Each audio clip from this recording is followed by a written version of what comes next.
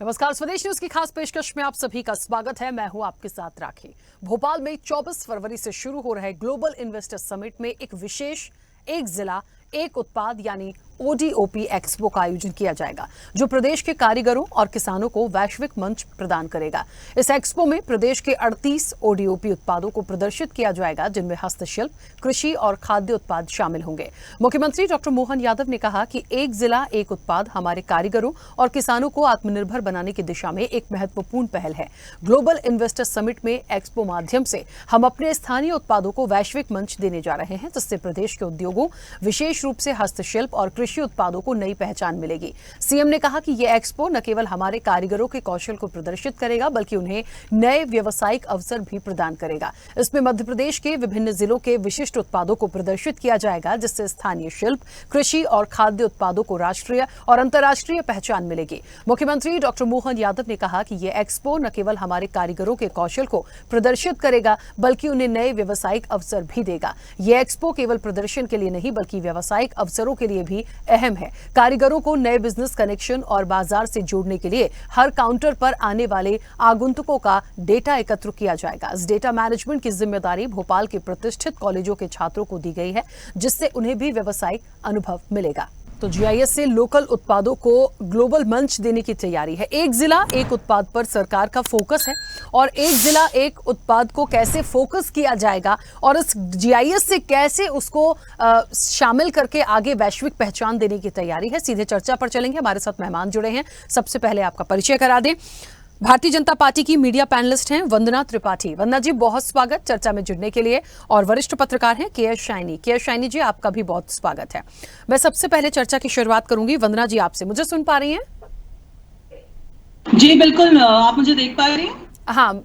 हाँ वंदना जी, मैं सुन भी पा रही हूँ, आपको देख भी पा रही हूँ। जिस तरीके से GIS से मुख्यमंत्री का अभियान, बहुत सारी तैयारियां हैं, लोकल उत्पादों को लेके एक वैश्विक पहचान देने का जो प्रयास किया जा रहा है, जिसके लिए एक कदम उठाया गया है, और एक जिला एक उत्पाद की बात की जा रही है। मुझे लगता है हमारे जो व्यूवर्स हैं बहुत थोड़ा सा और डिटेल में जाके इसको समझने की कोशिश करेंगे, कैसे इस चीज को और आगे बढ़ाया जाएगा। जी, सबसे पहले तो आपको नमस्कार, माननीय पत्रकार महोदया को नमस्कार। देखिए, मध्य प्रदेश के लिए ग्लोबल इन्वेस्टर समिट 24 एक बहुत बड़ा इवेंट होने वाला है, और इसमें मध्य प्रदेश को एक ग्लोबल पहचान मिलेगी। यहाँ पर विभिन्न राज्यों से बड़े बड़े उद्योगपति, दूसरे देशों से भी बड़े बड़े उद्योगपति आने वाले हैं। अंबानी, अडानी जैसे बड़े बड़े उद्योगपति हमारे मध्य प्रदेश में आने वाले हैं, और हमारे मध्य प्रदेश के लिए एक बहुत गौरवशाली दिवस होगा वो, जिस दिन ग्लोबल इन्वेस्टर समिट की शुरुआत होगी। जिस प्रकार से बताया गया है कि माननीय प्रधानमंत्री जी इसका शुभारंभ करने वाले हैं, और इसका जो समापन है वो माननीय केंद्रीय गृह एवं सहकारिता मंत्री श्री अमित शाह जी करेंगे। तो देखिए, सबके पीछे कहीं ना कहीं मुझे लगता है कि एक बहुत बड़ा प्रयास जिस व्यक्ति का है, उसकी चर्चा किए बिना ये ग्लोबल इन्वेस्टर समिट की बात अधूरी रह जाएगी। वो है माननीय मुख्यमंत्री श्री डॉक्टर मोहन यादव जी। माननीय मुख्यमंत्री जी जिस प्रकार से एक विजनरी लीडर की तरह एक मिशन लेकर चल रहे हैं कि मध्य प्रदेश, जो कि कृषि आधारित प्रदेश हुआ करता था एक जमाने में, उसे कृषि के साथ साथ उद्योग आधारित प्रदेश बनाने का भी वो प्रयास कर रहे हैं। जब से वो 1 साल से उन्होंने मुख्यमंत्री पद की शपथ ली है, आपने देखा है निरंतर उन्होंने नवाचारों की छड़ी लगा दी है। उस नवाचार में एक नवाचार ये भी है कि रीजनल इंडस्ट्री कॉन्क्लेव उन्होंने छोटे छोटे जिलों को चिन्हित कर वहां कराया है। देखिए, बहुत सारे ऐसे हमारे छोटे जिले हैं, जैसे मैं अगर बात करूं सागर या शहडोल की, तो वहां पर ऐसे छोटे छोटे बहुत से उत्पाद हैं जिन्हें जरूरत है सिर्फ निवेशकों की। अगर उन्हें निवेश मिलेगा तो उनके उत्पादों को एक पूरे देश में और एक हो सकता है कि विश्व में भी पहचान मिले। और यही कोशिश है माननीय मुख्यमंत्री जी की, जो हमारे यहाँ जो लोगों के अंदर इतना टैलेंट है, इतने सारे उत्पाद हैं, छोटे लघु उद्योग हैं। और देखिए, MSMEs की बात जब माननीय मुख्यमंत्री जी जिस प्रकार से कर रहे हैं, माइक्रो लेवल तक के जो एंटरप्रेन्योर्स हैं उनकी बात कर रहे हैं, तो ये कहीं ना कहीं दर्शाता है कि माननीय मुख्यमंत्री जी चाहते हैं कि मध्य प्रदेश में ज्यादा से ज्यादा निवेश हो और उससे ज्यादा रोजगार का सृजन हो। मध्य प्रदेश की जो अर्थव्यवस्था है वो बढ़े। और वैसे भी आपने देखा है 20 सालों में जब से भारतीय जनता पार्टी की सरकार है, हमारी औद्योगिक विकास दर जो कांग्रेस पार्टी की जब सरकार थी तब -0.6 हुआ करती थी, जो आज 26% है। और आप देखिए 50% ज्यादा है कांग्रेस पार्टी के जमाने से। ये अपने आप में दर्शाता है कि हमारी सरकार ने किस प्रकार से निरंतर प्रयास किया है। लेकिन जिस प्रकार से माननीय मुख्यमंत्री जी ये रीजनल इंडस्ट्री कॉन्क्लेव उन्होंने कराया है, सागर, रीवा, शहडोल, ग्वालियर, इस तरह से जो वहाँ के जो भी छोटे उद्योग धंधे करने वाले हैं, लघु उद्योग करने वाले हैं, विभिन्न लोगों को निवेशकों ने जाना, उन्हें पहचाना और उसमें निवेश आया। ठीक है। अब हम सिर्फ ग्लोबल इन्वेस्टर समिट की तरफ देख रहे हैं कि ग्लोबल इन्वेस्टर समिट से हमारे मध्य प्रदेश में कितना निवेश आएगा, कौन कौन से बड़े उद्योग धंधे लगेंगे। और मुझे लगता है ये जो हम हमेशा अपने मैनिफेस्टो में कहते हैं, गरीब, युवा, अन्नदाता और नारी, तो इससे गरीब भी हमारा लाभान्वित होगा, क्योंकि जब हमारी औसतन जो आय है, जिस प्रकार से कांग्रेस पार्टी के जमाने में पर कैपिटा इनकम 11,000 रुपए हुआ करती थी, जिसको हम लोग 1,14,000 पर ले आए हैं। और आगे हमारा 2,35,000 प्रति व्यक्ति कैपिटल पर कैपिटा इनकम ले जाने का जो हमारा लक्ष्य है, तो हम गरीबों पर फोकस भी कर रहे हैं। साथ साथ युवाओं के लिए हम रोजगार की व्यवस्था कर रहे हैं, क्योंकि अगर निवेश आएंगे, रोजगार धंधे लगेंगे, उद्योग धंधे लगेंगे, तो रोजगार का सृजन होगा। उसके अलावा हमारी महिला शक्ति भी गौरवान्वित होगी, क्योंकि हमारी महिला शक्ति ऐसे बहुत सारे स्व सहायता समूह, लघु उद्योग और विभिन्न प्रकार के उनके छोटे स्टार्टअप्स होते हैं, जिनको कहीं ना कहीं निवेश मिलेगा तो उन्हें एक नई पहचान, नई उड़ान मिलेगी। और हमारे अन्नदाता को भी उससे लाभ होगा, क्योंकि जो उनके द्वारा जो कृषि और ये सारे कार्य किए जा रहे हैं। जी ठीक है, चलिए वापस आऊंगी। क्या शाइनी जी मुझे सुन पा रही हैं? जी जी बिल्कुल। क्या शाइनी जी, लोकल, हाँ आपकी आवाज आ रही है, लोकल उत्पादों को ग्लोबल मंच देने की जो तैयारी है, मुझे लगता है ग्लोबल इन्वेस्टर्स समिट अपने आप में एक बहुत बड़ा मध्य प्रदेश के लिए, भोपाल में क्योंकि इसकी मेजबानी की जा रही है, तो जाहिर तौर पर एक बड़ा कहना चाहिए अचीवमेंट जैसा हम सभी के लिए है। लेकिन यदि हम इन्वेस्टर्स की दृष्टि से देखें, बड़े बड़े निवेश पर हम बात करते हैं, किस क्षेत्र में कितना डेवलपमेंट हो सकता है, उन तमाम चीजों पर लगातार जब से जीआईएस का ऐलान हुआ तब से उस पर हम बात कर रहे हैं। लेकिन अब ये जो एक प्रयास है कि लोकल उत्पादों को भी यदि ग्लोबल मंच देने की कोशिश है, प्रयास है, या उसको आगे ले जा रहे हैं, इसे किस तरह से देखती हैं और कितना फायदा जो जिले वाइज यदि मैं बात करूं तो हमें मिलेगा? राखी जी, मैं इसमें पहले एक चीज बिल्कुल क्लियर कर दूं कि मध्य प्रदेश जो है ये एक भंडार है रिसोर्स का। आप रिसोर्सेस देख लीजिए, या यहाँ पे जो आपके एग्रीकल्चरल प्रोडक्ट्स हैं, लेकिन हम लोग ने उस तरह का प्रयास नहीं किया कि इन रिसोर्स को किस तरह से कन्वर्ट करें प्रदेश को एक रिच प्रदेश बनाने के लिए। आज भी मध्य प्रदेश जो है एक पुअर स्टेट में आता है, अंडर डेवलप्ड स्टेट में आता है। यहाँ पे बेरोजगारी बहुत ज्यादा है और लैंड बहुत ज्यादा है, लेकिन लैंड का उपयोग नहीं किया गया उस तरह से। तो मुझे लगता है ये जो प्रयास है ग्लोबल इन्वेस्टर्स मीट है, तो हम अपने जिलों को आइडेंटिफाई करें। हर जो स्ट्रेंथ है, हर स्टेट का अपना एक स्ट्रेंथ है, मध्य प्रदेश का अपना स्ट्रेंथ है, लॉजिस्टिकल स्ट्रेंथ है। यहाँ पे जो रिसोर्सेस है, मिनरल रिसोर्सेस बहुत ज्यादा है, यहाँ पे जो एग्रीकल्चर प्रोडक्शन अच्छा है। तो इन सबको किस तरह से एनकैश करेंगे, और दूसरा हमारे वीकनेसेस क्या है, अगर ये प्रॉपर्ली एनालाइज कर लिया, इसकी प्रॉपर्ली प्लानिंग हो गई है और इसको अगर हमने एनकैश करने की कोशिश की, तो बिल्कुल निश्चित तौर पे मध्य प्रदेश को बहुत फायदा होगा। क्योंकि मध्य प्रदेश की आज इसकी नीड है। मध्य प्रदेश में जितने बेरोजगार युवक हैं, युवतियां हैं, उनको एक रोजगार का अपॉर्चुनिटी मिलेगा अगर यहाँ पे ग्लोबल इन्वेस्टमेंट होगा। और यहाँ पे सब चीजें है, रॉ मटेरियल है आपको और स्किल है के पास, लेबर है, सब कुछ है। तो इसको सिर्फ एनकैश करने की बात है, इसको किस तरह से हम प्रॉपरली एक प्लानिंग के तरीके से अट्रैक्ट कर सकते हैं। लेकिन दिक्कत क्या होती है, हर बार होता, हर साल होता है, ऐसा नहीं कि पहली बार हो रहा है। जो भी इन्वेस्टर्स आते हैं उनको हम किस तरह से अट्रैक्ट कर पाते हैं, उनको जो भी हम प्रोजेक्ट रखते हैं अपना सामने, वो उनको आसानी होनी चाहिए। एक ब्लू टैप, रेड टैपिज्म जो है हमारे प्रदेश में, वो सबसे ज्यादा दिक्कत करती है। आज ऊर्जा में हम बहुत आगे हैं। आज हमारे यहाँ मध्य प्रदेश जो है 4th पोजीशन पे है रिन्यूएबल एनर्जी में। रीवा में सबसे बड़ा, एशिया का सबसे बड़ा जो सोलर प्लांट लगा हुआ है। ओमकारेश्वर में फ्लोटिंग प्लांट है। तो ये सब जो है, अगर हम इसको प्रॉपरली अगर सेल करेंगे, अगर हम डील करते हैं बहुत अच्छा, तो हमें निश्चित तौर पे यहाँ पे इन्वेस्टर्स आएंगे। ठीक है।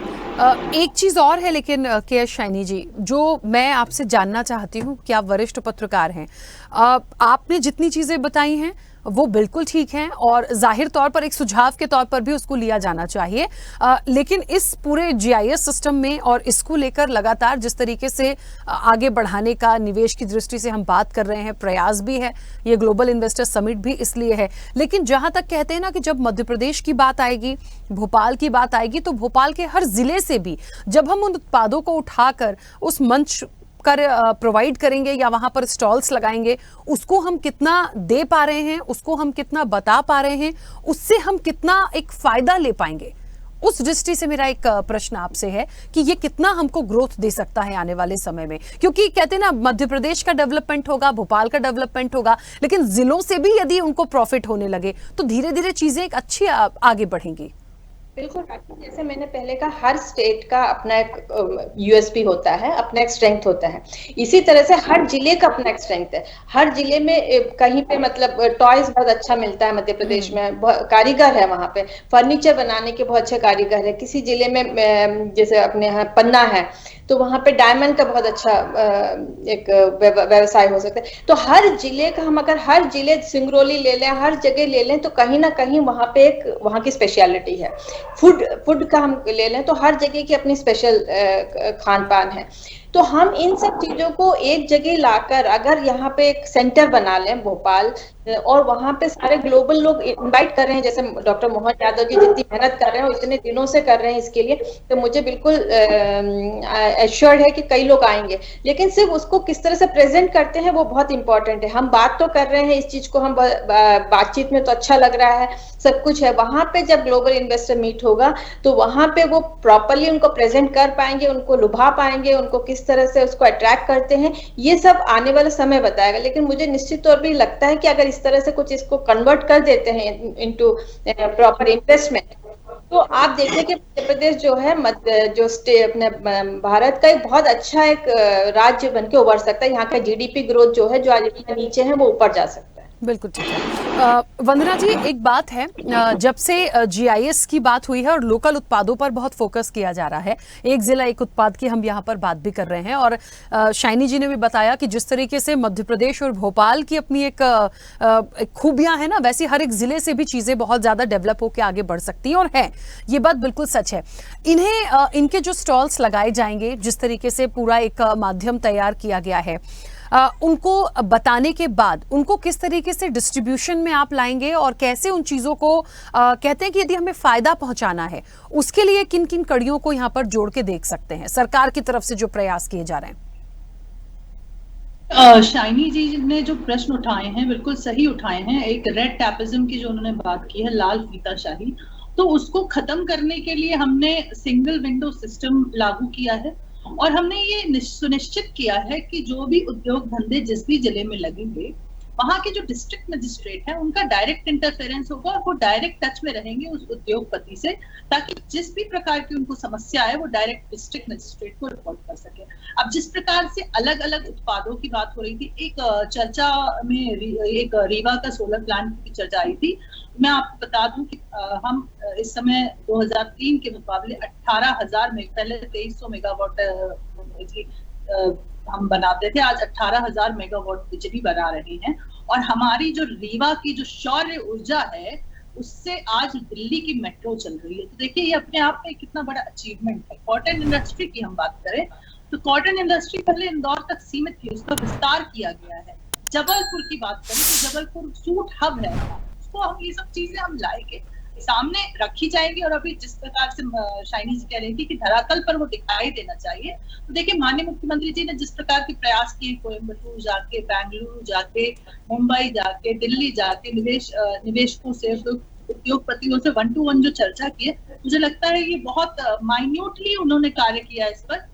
और देखिए, एक और बात ये है कि देखिए जो धरातल पर कार्य है वो दिखने भी लगे हैं। एशियन पेंट्स का 1500 करोड़ रुपए का कार्य शुरू हो चुका है। उज्जैन में लॉजिस्टिक्स पार्क बन चुका है, उज्जैन में आईटी पार्क का निर्माण शुरू हो गया है, इंदौर में जिस प्रकार से हमारे 3 आईटी पार्क ऑलरेडी कार्यरत है, 4था बनकर तैयार है, पीथमपुर में जिस प्रकार से इंडस्ट्रीज का अपग्रेडेशन हो रहा है, तो कहीं ना कहीं कार्य तो प्रगति पर है। पर उसको थोड़ा एक्सेलरेशन और गति इस GIS से मिलेगी। और जिस प्रकार से आपने बोला कि डिस्ट्रीब्यूशन का काम किस प्रकार से करेंगे, तो जो उद्योग धंधे, जिस भी उद्योग धंधे में निवेश आएगा, कहीं ना कहीं उस उद्योगपति को उस व्यक्ति से, उस जो भी उत्पादक है उससे जोड़ने का काम ही माननीय मुख्यमंत्री जी GIS के माध्यम से कर रहे हैं और रीजनल इंडस्ट्री कॉन्क्लेव के माध्यम से कर रहे हैं। तो उस कड़ी के रूप में डिस्ट्रिक्ट मजिस्ट्रेट काम करेंगे। जो भी उद्योग धंधा लगा रहा है वो, जो भी निवेश कर रहा है वो, और साथ में जिसका भी उद्योग है, जो भी उसका जिसका भी उत्पाद है, उन दोनों के बीच में एक कड़ी का काम करेंगे हमारे डिस्ट्रिक्ट मजिस्ट्रेट। और उनका जब सेटअप पूरी तरह से तैयार हो जाएगा तो आयात निर्यात का जो भी काम है वो चालू हो जाएगा। तो देखिए, बहुत प्रॉपर प्लानिंग के साथ, देखिए हर चीज करने का एक तरीका होता है राखी जी, लेकिन मुख्यमंत्री जी ने प्रॉपर प्लानिंग के साथ चीजों को किया है। सिंगल विंडो सिस्टम अप्लाई करने से ये लाल फीता चाहिए में रोक लगेगी। तो ये जो डिस्ट्रिक्ट इससे कहीं ना कहीं जो उद्योगपतियों को समस्याएं आती थी, क्योंकि जो छोटे सरकारी कर्मचारी है तो कहीं ना कहीं डिले करते थे, तो आप समझ सकती है कि डिस्ट्रिक्ट मजिस्ट्रेट का इंटरफेरेंस रहेगा तो इस प्रकार का डिले कुछ भी नहीं होगा।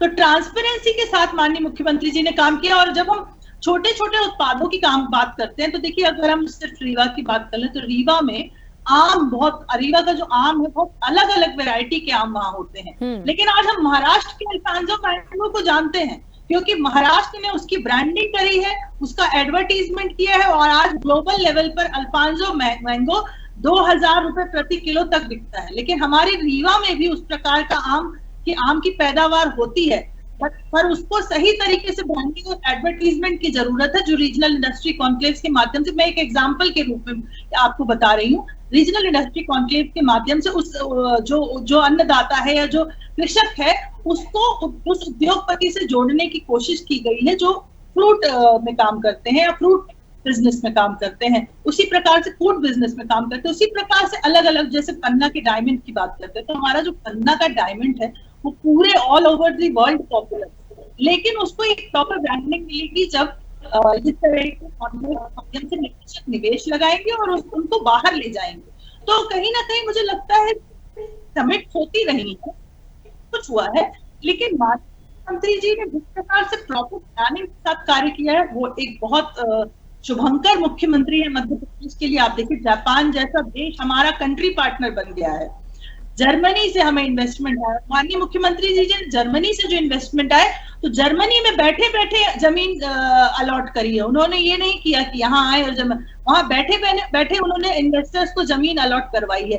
तो आप समझिए कि जब प्रदेश का मुखिया इतना प्रतिबद्ध है कि मुझे रोजगार जनरेट करने हैं, उद्योग लगाने हैं और अपने प्रदेश को प्रगति की राह पर आगे ले जाना है, तो जब इतनी बिल पावर स्ट्रांग होती है जब उसके रिजल्ट आप देखिएगा, अगले पंचवर्षीय में 5 साल बाद जब हम चुनाव की तरफ बढ़े, आप देखिएगा मध्य प्रदेश एक डेवलप्ड और स्वर्ण प्रदेश बन चुका होगा। ठीक है, क्योंकि समय की सीमा है। के शैनी जी, बहुत एक छोटा सा सवाल है मेरा।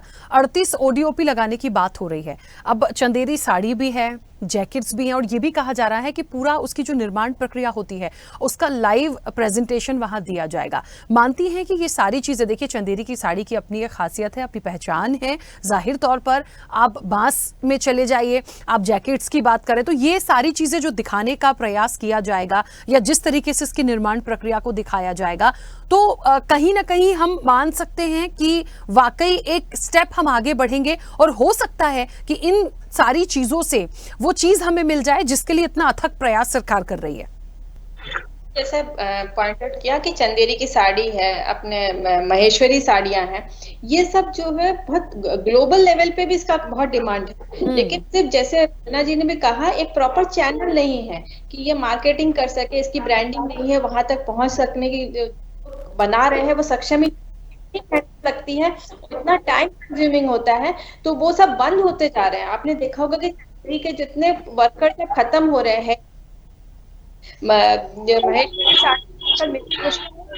आप देखिए अगर इसको जो एनकरेज किया जाएगा, अगर इस तरह के समिट होते हैं और वहां पे ट्रांसलेट होता है इनटू बिजनेस, इनके साथ अगर डील हो जाता है, वहां पे जो लोग हैं इन कलाओं को जो है हम प्रस्तुत कर सकते हैं और प्रॉपर्ली वहां जो एरिया है जहाँ पे जैसे चंदेरी बनता है तो गुना है, महेश्वरी है, लोकल लोग हैं उनको इसमें, और उनको एक रोजगार का भी साधन हो जाएगा, उनका बिजनेस बढ़ेगा और साथ में देश का अपना जो हुनर है वो बाहर तक जाएगा।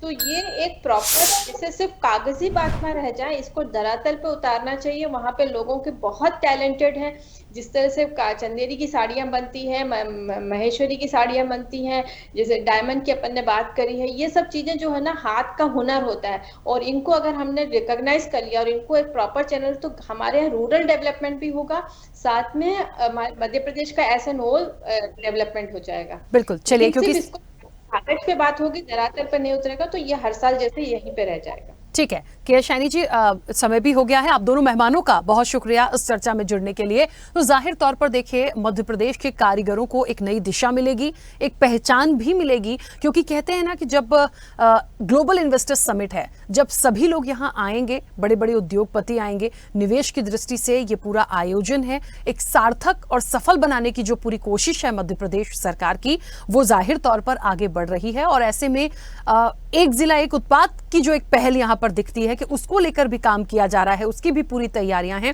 तो जाहिर तौर पर जो छोटे कारीगर हैं, जो किसान हैं, उनको भी एक नई दिशा मिलेगी और उनको भी काफी ज्यादा आने वाले समय में फायदा होगा। अब बस इंतजार है इस समिट का, जिसकी तैयारियां पूरी हो चुकी हैं। फिलहाल चर्चा में इतना ही। बने रहिए स्वदेश न्यूज के साथ, सबसे पहले देश।